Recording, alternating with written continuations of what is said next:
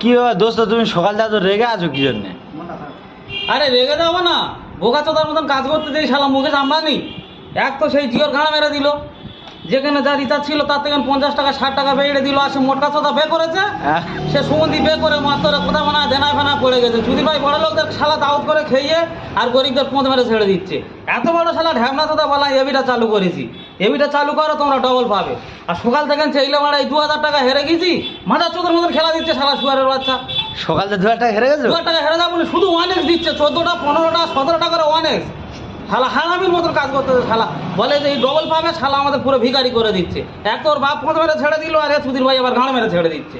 শালা ঢ্যামনার মাথা কোথাকার শালা, বাপ বেটা মিলে শালা মানুষের সর্বনাশ করতেছে। শালা তো যদি একবার পাই তো হাড় খোঁতা মেশিনে শালাদের পুরো বিচি বন্ধ কেড়ে নেবো। আর বিরাট কোহলির একটা কথা বলি, তুই অত বড় একটা সম্মানীয় জায়গা থেকে তুই এর ভেতরে অ্যাড দিচ্ছিস? হ্যাঁ, তোর একটা জ্ঞান বুদ্ধি বলে কিচ্ছু নেই, তুই বলছিস